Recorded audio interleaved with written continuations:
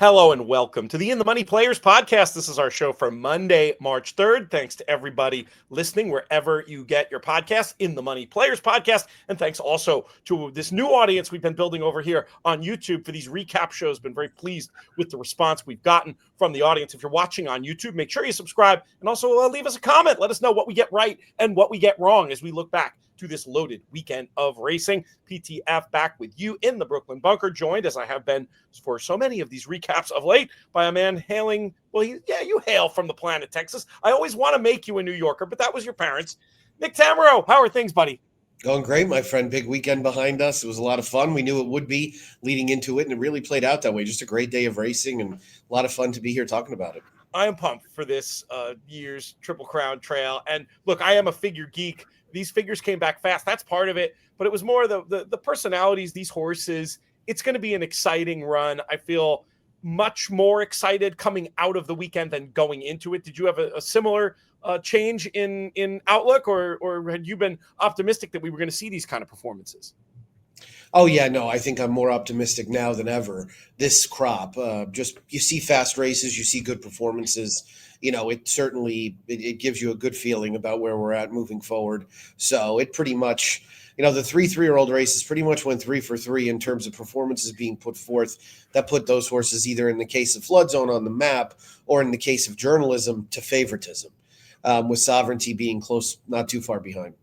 Yeah, we're going to do who's in, who's out. Actually, I'm not sure there's a lot of changes who's in, who's out, but there is a lot of news and movement on the official Derby Top 10 list. JK and myself will be recording that video a little bit later today, so you could probably check back tomorrow for that on the YouTube channel. Not sure if I'll drop that audio or not.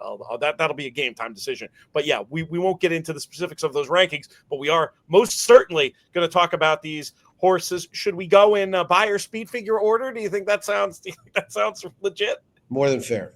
That means journalism is number one with a bullet in our discussions today, wherever he ends up on the Derby top 10 list. So if it's not in the top 2, I might have to, I try not to get in Eric DeCoster's way. He's been making Derby lists a lot longer than I have, but certainly has to be considered amongst the top 2 after the 108 buyer speed figure. In addition to the fast time, there was a way he did it element about this, Nick, that I found very, very impressive. I think coming into the race, I said in several forums, I'd be very happy to see him a hard charging second to Barnes, who looked to be able to control this race and be advantaged. Barnes ran a big career top of 105, but journalism pegged him back like a horse with much more in the tank visually. Now you see the 108 and you wonder how much faster is he going to be able to get? Does this represent a peak effort? Let's just start with as a whole. What did journalism show you in this San Felipe? He's not just a grinder. He's a grinder with enough tactical speed and enough finishing ability to really be dangerous. So obviously the concern when you're dealing with these smaller fields headed towards Kentucky is that, is this horse going to be more liable to get into trouble? Where is he going to be in a faster paced race? Is his task going to be that much more difficult, having to pass potentially 12 horses as opposed to 2? Those are all legitimate concerns, but you have to take each race as an individual event. And as far as this event goes, when you saw Barnes tooling along on that lead, I was cursing under my breath down the backstretch. Like, this is ridiculous. These horses seem to just get out there and tool along on the front end. Nobody pushes them. Baffer can engineer the whole race by entering 2. And all of a sudden when journalism started moving, was like, I think he can actually run him down. And then you realize by the 8th pole, he was going to run him down. And, I do think you want to look at both sides of the coin, right? No doubt about it. Journalism now head of the class, in my opinion. This was also a litmus test for Barnes. We had been led to believe Barnes was truly elite. He had been so in his win in the San Vicente, but that was at 7-8, so this was a first-time route. This was a big opportunity for him. I don't think he failed at all. I think he delivered. I just think he lost to a better horse under those circumstances. So I wouldn't be ready to throw Barnes to the wolves, but understand at this point that, if he didn't beat journalism on Saturday, really doesn't feel like he's ever going to find a way to.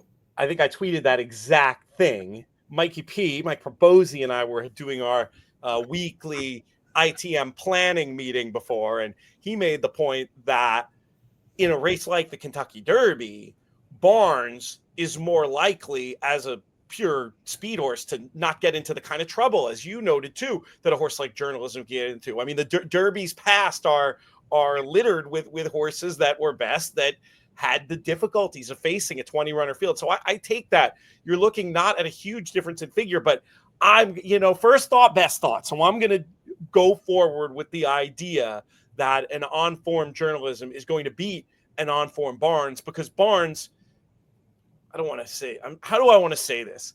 He had everything go his way. That's how I'll say it. And he wasn't able to turn him back there. So that is going to be my assumption going forward. But I mean, it has the makings of a rivalry that could be extremely exciting. Let's talk about some historical perspective. Your brain worked. You'd never throw, if you were hosting and I was the guest, you'd never throw this question at me, because I wouldn't come up with the specifics of the examples. But let's talk about horses that have run this fast in Derby preps. One I know did in recent vintage would be California Chrome. What do you expect when you're trying to project what kind of a figure Journalism is going to run next time? What do you do with the 108 today? Do you think, okay, this is his level of ability, I'm expecting to see this again? Do you think, well, that 108, while earned admirably, you can't expect him to improve just because how many horses do? Or do you actually say, wait a second, if he's doing this now, he is supposed to get faster? What does history tell us about what Journalism is likely to do off this giant figure in the San Felipe? Yeah, I mean, look, it's tough to get a totally accurate gauge on it, but the thing that's trickiest about this is that this horse didn't exactly have some overwhelmingly ideal set of circumstances that led to him running a super fast race. And generally, the reason why a lot of us don't believe in the bounce theory is because we believe that circumstances make races happen. It's not necessarily who wins, but how races are run. So you would definitely anticipate more of a drop off for Barnes getting into a faster paced race, whereas Journalism might be able to adapt to a faster paced race quite nicely. Because, he broke sharply. He basically let Rispoli know coming out of the gate, you can put me wherever you want. I'm going to be fine. And that's a big advantage for a horse with his ability to finish. So, do I think he'll probably regress? I think there's probably a pretty strong chance Michael McCarthy had him ready to roll off the layoff, ready to prove himself as a newly turned 3-year-old and make it clear that he was either going to be in the Derby or not. His next prep really, in a way, doesn't really matter terribly much. Obviously, you don't want him to run poorly, but even if he does with some valid excuse, he's going to Kentucky. He has enough points now, and you're in the field. So I think it's in all likelihood he will run slower. I don't bring it out of the realm of possibility he runs just as fast, though, because he feels like a horse that pedigree-wise is only going to get better, really, with more distance. His dam was a Grade 2 winner at a route trip, and obviously Curlin, just at his advanced age, continues to produce one good horse after another. Curlin was what, 18 when this horse was born, or so 17 when he sired him. So that's incredible. We usually don't see stallions really continue to produce at that high a level for that long. Oh, he's such a star, and it's been great to see him and his effect on the breed. What about that historical aspect? Let's brainstorm some other runners that ran figures in this ballpark. Justify would be another one. Going way back, another one that pops in my mind, Bellamy Road would be one that, he run a 120 or something crazy? He ran a 122, 123 in the wood, I think, something like that. Of course, that was a final prep, whereas this is a penultimate prep. So right. It's usually rare that a horse would run this well, this fast, this early. So yeah, right. It's Justify's number would have been in an allowance race, because I don't think he would have gotten a Derby point until the Santa Anita Derby, which would have been correct. A fine. Yep. The Derby was the fourth race. Right. He won an allowance race. His stablemate McKinsey won the San Felipe. I was actually at Santa Anita that weekend, and it was Big Cap weekend. And so McKinsey won the San Felipe. Justify won the allowance race the next day. And Michael Rona said in his call about Justify, could this be the best 3-year-old we've seen this weekend? And it certainly ended up being the case. So it was that, he comes to mind. I want to say, Tiz the Law ran a fast race in the Florida Derby, but not this fast, not like 107, 108 fast. This was really at the next level. And, now we've seen a couple of super fast performances already. What I remember about that weekend at Santa Anita, I was there with you, and we played in the Ultimate Betting Challenge, and we got our butts kicked. That's what I remember about that weekend. I only did well in a contest at Santa Anita once. It was one that counted, as I It recall. was one that counted, absolutely. Still the biggest check I've ever had made out to me. 6-figure score in the BCBC back in the days where I still remember who won these big tournaments. Ultimate Betting Challenge was this weekend. I'm searching for the leaderboard. Finished fourth. Bob Traynor won. Oh, Bob Traynor. Ironically brings the conversation full circle because Bob Traynor won the BCBC where I finished fourth. Exactly. I remember tracking him down and interviewing him. Yeah. And he's had other big prizes next to his name. name. Absolutely. Yeah. No, I think he was a top 5 again in the BCBC at one point. Yeah. I mean, that's an incredible resume. Yeah. Some point we need to get the BCBC Hall of Fame going. Not a bad idea, actually. Production meeting. We'll do that. Miller would induct himself. Don't worry. And he would deserve to be there. Amazing. All right, let's move to do you have anything about, is there a chance Rodriguez could be better than what we've seen in these last 2 preps because of the team tactics we've discussed? That's one. Yeah, a friend of mine, whose opinion I respect, tried to kind of sell me on that. I wonder if Rodriguez is just A, not as good without Lasix, but maybe more so B, not as good without the lead. So, we've seen these Baffert types this way. I almost wonder if they're supposed to put Rodriguez in a race like the Lexington and kind of backdoor their way to the Preakness, hope that there's just an all-out scrum in Kentucky, and then send him to the lead in the Preakness. That's a great idea, actually. That is exactly what they should do. And those folks, they're looking to make stallions. So that is, and we've seen Chad Brown has been the master of that move with that course that's very good, but not Kentucky Derby good. Yep. Let them fight it out, and then you roll in, and that is exactly what they should do. My concern about Rodriguez also, I do think he's probably better than the last 2. But is he as good as the bias-aided win? No. Soft pace, maiden win with Lasix, two dull performances since. It almost feels like, in a way, Baffert is using him as the benchmark horse in his barn, and he's kind of figuring out, okay, well, Rodriguez, can run with this one, but not with this one, and he's not really gone on the way we would have hoped. Looking back at that win, it is interesting to see the form of it and see Baeza in there, who's attracting some wise guy Derby attention. Randy Moss was mentioning as a horse he's super interested to see come back running in the Santa Anita Derby. With John Sheriff's calling the shots, you've got to figure that's a horse that still has some hope for improvement. Be very, very interesting. I mean, boy, his job got a lot harder after what we just saw in the San Felipe. But is he a horse who's on your radar for the Derby at all? He's a one-shot deal, right? He's got to run well in his one opportunity. So, a lot of these Sheriff's horses people get excited about feel like they go the way of Skinner and Honor AP and, the pokey one-run types that don't quite get the job done. But he'll be interesting. He'll spice things up. It's going to be interesting to see where the Baffert horses go, who stays home, who travels. Obviously, the anticipation is journalism would be back in the Santa Anita Derby with an opportunity to get a grade 1. So, it'll be fun to see who else might join in. Let's go to Gulfstream and talk about Sovereignty, another horse that I think a lot of us would have been content with a hard charging second. He had other ideas. He got the job done. And this is one where, here's my theory on this one. More than anything else, how tepidly he was bet tells us how much room he has to improve. Now, but Jerry Bailey checked me a little bit on that in the video we did last week, just saying, when have you ever known Bill Mott to bring back like a properly short horse? He doesn't do it. But it's not so much that I was saying I thought he was going to be short, so much as they're just trying to build in that scope with Mott with a target. Anyway, he gets the job done. I thought he looked awesome on figures, 10 points behind what we saw in California. So, if I'm ranking them, I'm probably putting Journalism 1. But Sovereignty would, for me, in my personal list, be a comfortable number 2. We'll see what Eric DeCoster thinks. I think there is an argument to be made with the progression you can anticipate for Sovereignty to put him atop that list. Where are you with Sovereignty after that performance in the Fountain of Youth?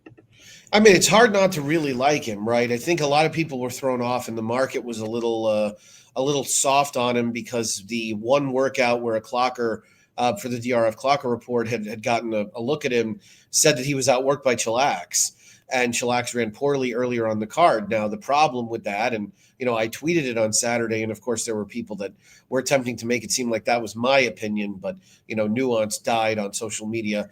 So I would say that the problem is that person may have never seen Sovereignty before, right? He might be a bad workhorse. A lot of times long-winded route types aren't good workhorses. He also doesn't really have much speed.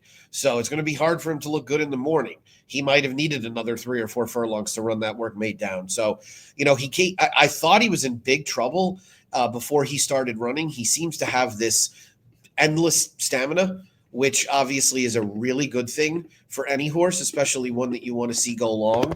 And just another into mischief that seems like he's got the ability to run there. They just produce over and over and over. And he looked very good. I think the 98 Fig is fine. It's kind of right where you'd want to see a horse get restarted for their 3-year-old campaign. And, I don't think that Mott probably had all the intent of making sure this horse was overwhelmingly ready to go, but probably had an eye on making sure he had a good starting off point and went from there. So it is a very the dam side of this horse's pedigree is interesting as far as Mott goes, because the second dam is Mushka, who he trained for the Zayat stables years and years ago. And the lone sibling to win for Sovereignty is just a sprint winner. So it's not really a route-oriented pedigree, but I believe we know at this point that probably doesn't matter. This horse wants to go long, and the longer the better is the way it seems. So there's plenty of distance in the bottom side of that pedigree when you go back a few generations. River Thames just a neck back in second. This was a horse that a lot of people heading into the race were saying, we're going to see him to better effect here based on his blood at a mile 16th than at the mile and an eighth or beyond. I think that's probably fair, but it's not exactly like he was lying down in the lane. I mean, he didn't come home with alacrity that gives me huge hope of him improving going farther. But it was a nice effort, all things considered. I think if you really like Sovereignty, hard to make him too much of a player going forward, but maybe a nice horse. You looking for the cutback for this one, or where are you with River Thames? The ace in the hole for them is he's a New York bred. Right. So they've got all these New York bred opportunities. I think for the time being, he deserves to stay in open company. I feel like I don't know exactly how to assess his race. I will admit, I don't like that Neo Equos held on for third, right. Who was a pretty overmatched horse on paper. So it leads you to believe a little more that Sovereignty really is the only horse you're supposed to take seriously out of here.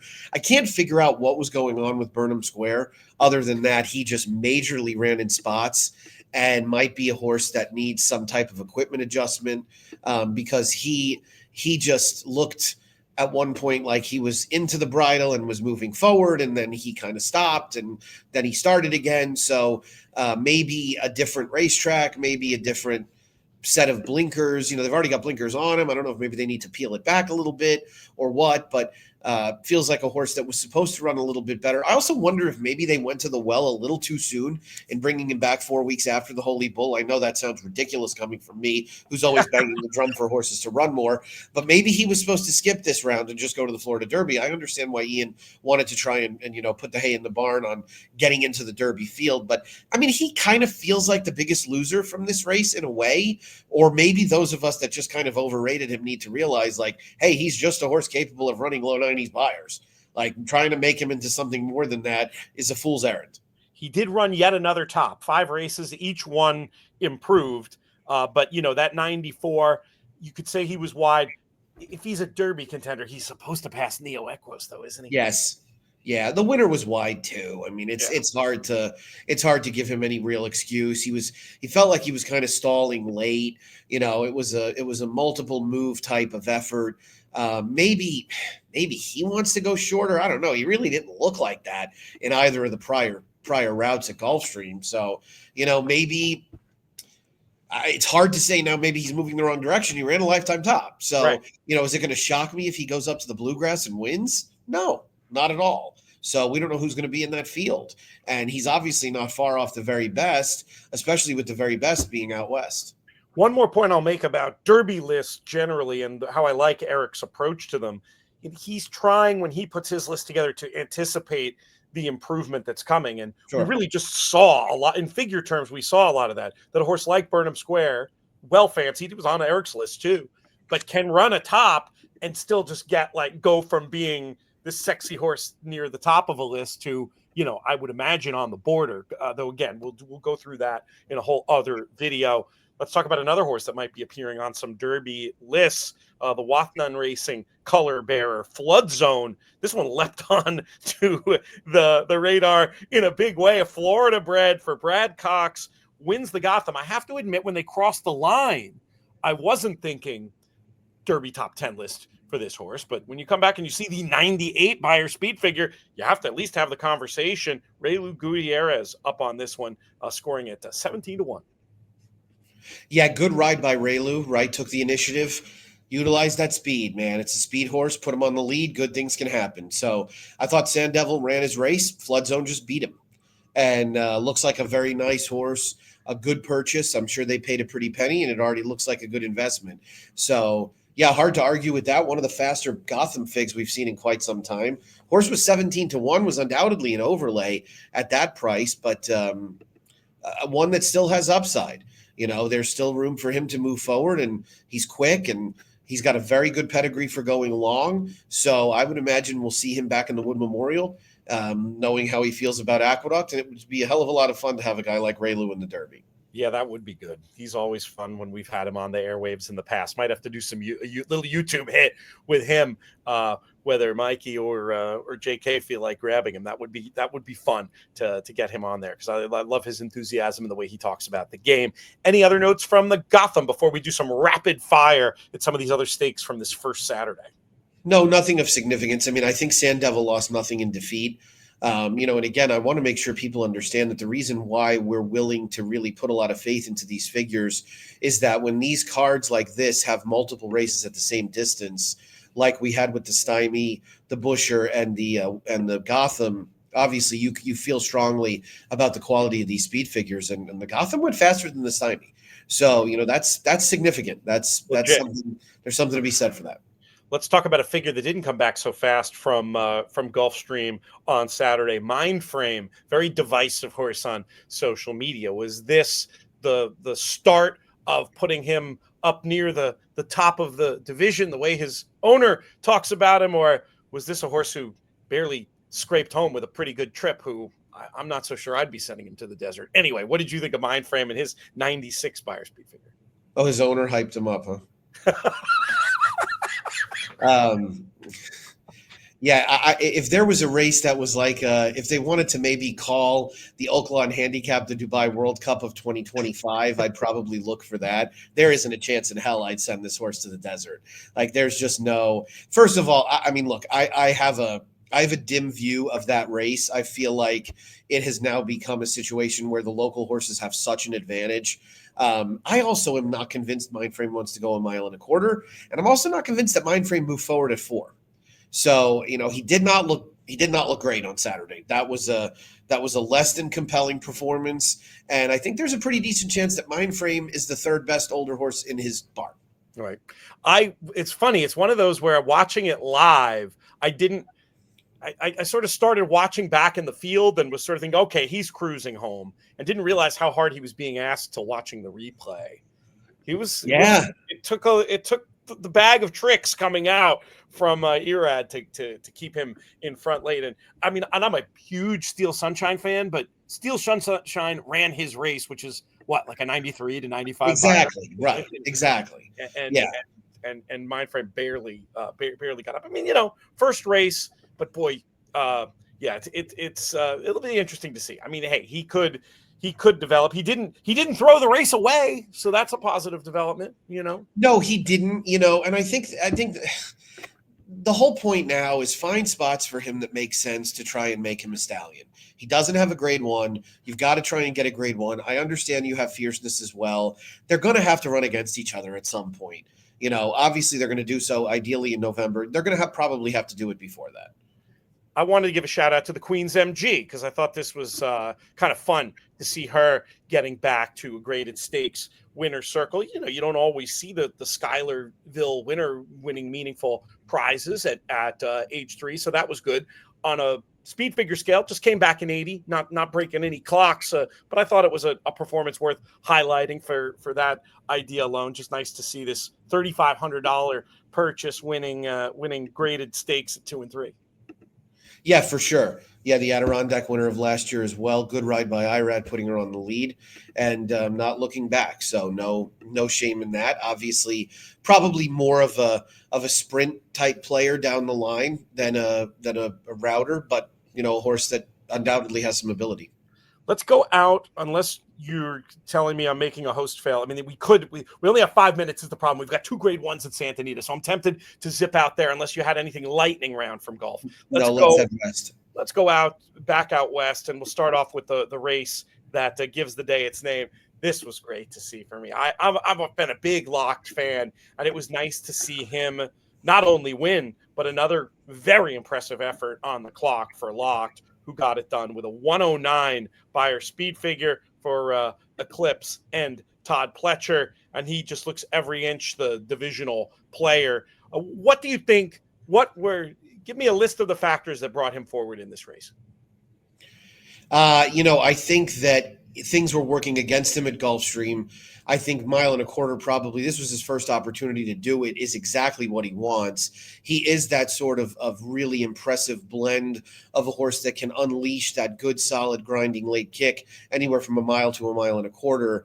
And, in many ways, it feels like of Todd's big 3 handicap horses, this is the one who probably has the most appeal from people who want more of a stamina influence. Fierceness is brilliant. He's fast, so he's always going to have a lot of respect in that regard. He's also a City of Light homebred, whereas this is a gun runner.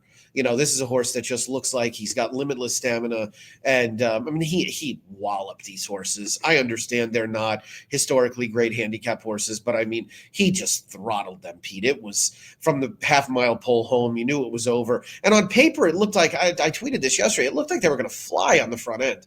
They did not, and it didn't matter. He just handled them very comfortably. He looks like a really intriguing prospect. Fingers crossed that he stays healthy for the remainder of the year because, he feels like a horse that's going to have a major say in every handicap race. I didn't get a chance. Actually, I don't think they're up yet. The time form pace line. I'm curious if the blinkers did sharpen him up a little bit early, if he showed any new dimension as a result of them, or if it didn't really. It was just part of the training regime, and obviously it worked out great. But it's hard to know when you see a horse step forward like that with the new equipment, how much credit to give the equipment. I'll tell you this: he looked a lot more efficient. Right. He looked like a horse that didn't. A lot of these Todd Pletcher horses have this locomotive, look to them where they need a little while and then you got to scrub on them and then they get going. Whereas he seemed way more push button. Jose Ortiz looked like he was along for the ride. He only had to point him in the right direction. So, yeah, I think if anything, it probably got him into the bit a little faster. And he was pretty forward. He was pretty handy early. It was when you consider that he was basically a length behind Express Train with a half mile to go. So, that was about not really where you'd have expected him in prior starts to this. Let's go to the Kilroe Formidable Man, who JK gave a very nice shout to. Another winner on the day for Michael McCarthy. 98 Beyer speed figure for this one. A race that was changed with El Patente not participating, and mi hermano Ramon, a rare no-show from him. So, I guess you could question the form based on that, but it was a nice effort from Formidable Man, who got the money and paid $12.20 with a 98 Beyer speed figure. Yeah, what was the story with El Patente? I searched and tried to see what... I didn't see if they chose another spot or if it was a Spike to Fever thing. I'll take another look now. But yeah, when I didn't hear anything yesterday while watching, but that certainly changed the race. Oh God, he would have won for fun. With that pace and his ability to sit off of it, yeah, I thought he was kind of a lock on paper, and I think it would have played out that way. But no, great ride again by Rispoli for Michael McCarthy coming up the rail. So yeah, just a fun horse that has now delivered on multiple occasions. One of those horses that I think probably doesn't get enough credit for how good he is. He really does deliver more often than not. And he ran better in the Pegasus World Cup turf, I think, than it looked on paper. So, yeah, nice to see. I would imagine, hopefully we'll see El Patente travel, maybe go to a race like the Maker's Mark Mile, because he looks truly grade one worthy. I could see them maybe staying home and looking at the Shoemaker. But it's a good little group out there this time around. I mean, a lot of times you'll have, and Johannes is hurt, right? I mean, if he comes back in one piece, then Johannes, El Patente, Formidable Man, Mi Hermano Ramon, that's a good solid core group of turf routers. Did you see any excuse for Mi Hermano Ramon here? He was way out of position. I don't know why Flavian had him so far back. So I don't know. I don't know what was going on there. I mean, he's a horse who's always going to be much more effective. I think this may have been the old, we got burned by being too close last time, let's take him back, and then we got scorched. Yeah. Right? Because when you take horses back that have speed, you are you're tempting fate, and a lot of times you're going to end up in a lot of trouble. Yeah, you would have thought with the scratch you would have gone the opposite direction, but we'll I agree. Yeah. I agree. The only rider who left there with any intent was Mike Smith on Cabo Spirit, and look, he got a grade one placing for Cabo Spirit and a third place finish, beaten 3/4 of a length. Yeah, not bad at all. We are out of time pretty much, but if I forgot anything, if you need to shout out a performance that I'm didn't tee you up for, I'll give you 12 seconds to do that, and then we'll move on to the next segment of the show or another video if you're watching on YouTube.